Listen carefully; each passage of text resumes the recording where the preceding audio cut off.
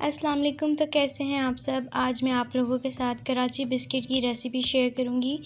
ये बिस्किट ना तो आपने पहले कभी खाए होंगे, ना ही कभी आपने इनको देखा होगा। तो आज आप लोग बनाना सीखें कि हम इन कराची बिस्किट को घर पर ही मौजूद चीज़ों से कैसे बना सकते हैं। तो यहाँ पर हमने लिया है घी 1/3 कप। और घी आपने जो है मेल्टेड घी जो है वो यूज़ नहीं करना। आपने थोड़ा सा जो घी है वो इस तरह सॉलिड फॉर्म में आप घी होना चाहिए। तो अब हम इसको अच्छे से मिक्स कर लेंगे। इसको थोड़ा सा क्रीमी करने के बाद इसके अंदर हम ऐड कर देंगे 1/2 कप जो है शुगर ऐड करेंगे। आपने शुगर जो है वो पाउडर्ड शुगर इसमें यूज़ करनी है। अगर आप क्रिस्टल वाली शुगर यूज़ करेंगे तो उसके जो क्रिस्टल्स होंगे वो आपके बिस्किट में नज़र आएंगे, जो बिल्कुल भी अच्छे नहीं लगेंगे और उसका टेस्ट भी ख़राब हो जाएगा।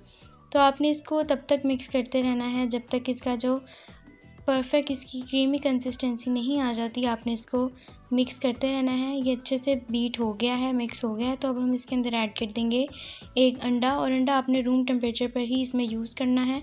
इसको भी इसके अंदर हम अच्छे से मिक्स कर लेंगे। आप ये आटा बिस्किट जो है अपने घर पर एक दफ़ा ज़रूर ट्राई कीजिएगा, आपको ये रेसिपी जो है बहुत अच्छी लगेगी। इस मिक्सचर की कंसिस्टेंसी जो है वो एकदम परफेक्ट आ चुकी है। तो अब हम इसके अंदर ऐड कर देंगे आटा 1 कप और 1/4 कप।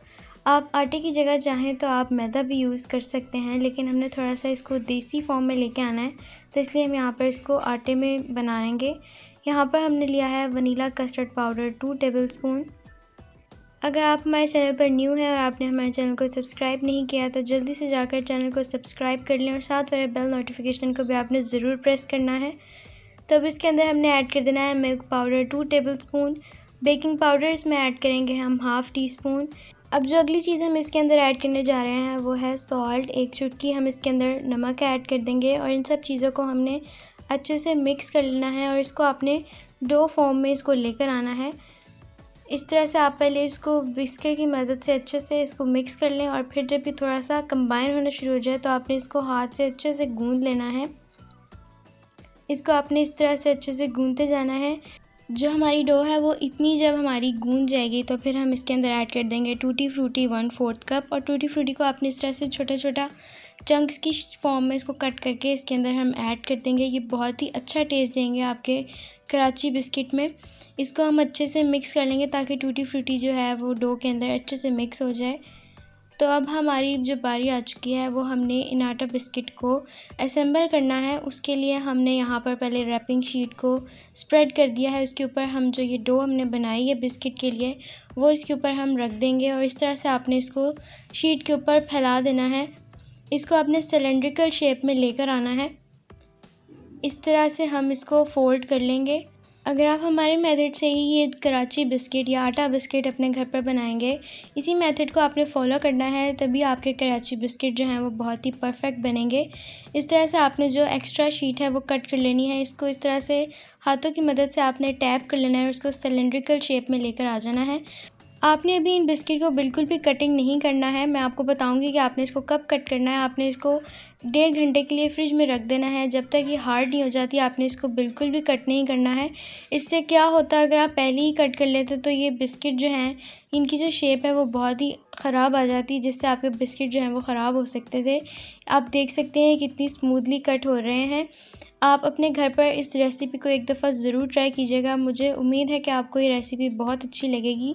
आपने इस तरह से इनको थोड़ी सी मोटी शेप में इसको कट कर लेना है। थोड़ा इसका जो सरफेस है वो मोटा होना चाहिए। इस तरह से हम सारे जो बिस्किट्स हैं वो इसी तरह से कट कर लेंगे। ट्रे को हमने पहले से ही बटर पेपर लगाकर ग्रीस कर लिया था। सारे कराची बिस्किट या आटा बिस्किट जो हैं हमारे, हम उनको ट्रे पर इस तरह से रख देंगे, और थोड़ा सा आपने इसको डिस्टेंस पे रखना है ताकि जब ये फूलें तो एक दूसरे के साथ चिपके ना।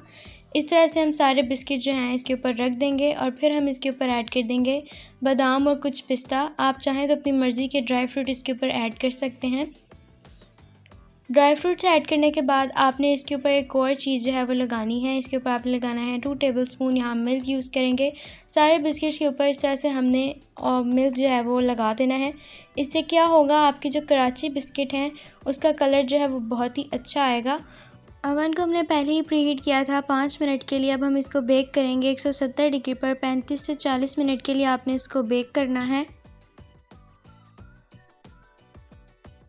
इतने से टाइम के बाद आपके आटा बिस्किट जो हैं वो रेडी हो जाएंगे। आप इनको बच्चों को लंच बॉक्स में भी दे सकते हैं। बच्चों को ये बिस्किट बहुत पसंद आएंगे।